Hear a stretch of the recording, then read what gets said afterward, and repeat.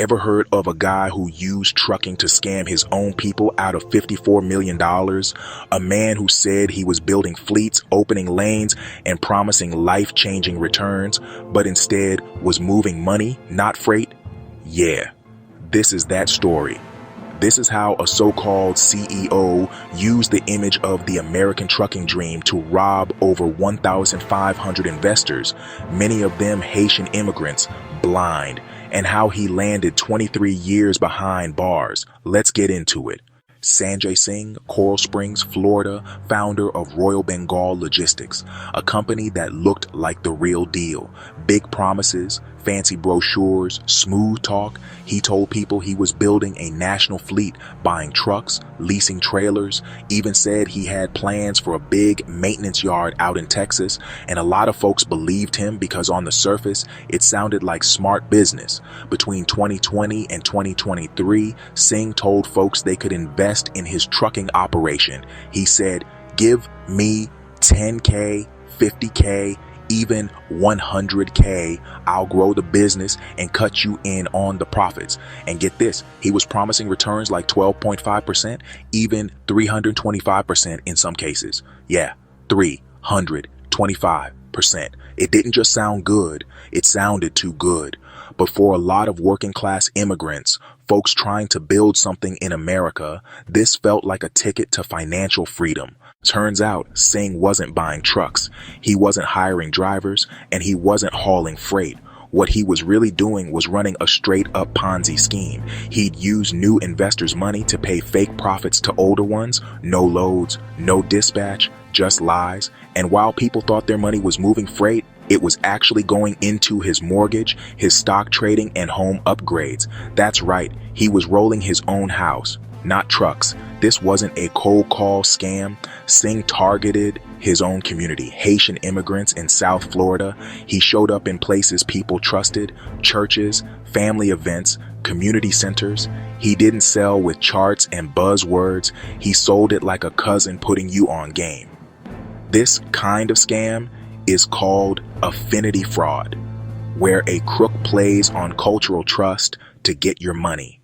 And that's what made it so effective and so evil. One woman put in her retirement savings, a man pulled equity from his home, another borrowed money from friends and family thinking he was investing in a fleet. One heartbreaking quote read, "You stole our happiness, our financial future, and our children's dreams." People weren't looking for a handout, they were trying to build something. But this guy didn't care, he just saw dollar signs. By 2022, the math wasn't mathing. Suspicious activity reports started stacking up. Banks raised red flags.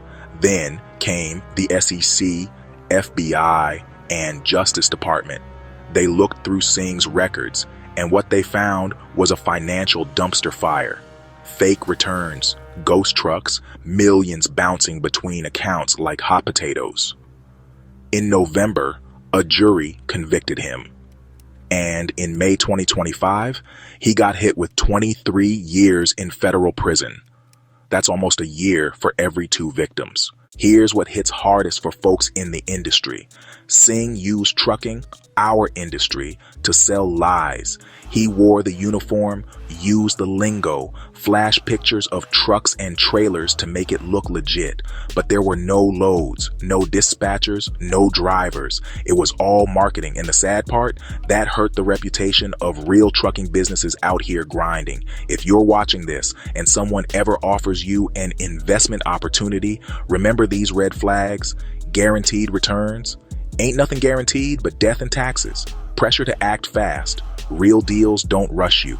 No real proof. If there's no fleet, no lanes, no dot records, it's fake. And always verify. If they say they own a fleet, ask to see it. Ask to meet the dispatcher. Ask for a DOT number and check it on safer.mcsa.gov. Today, Singh's assets are frozen.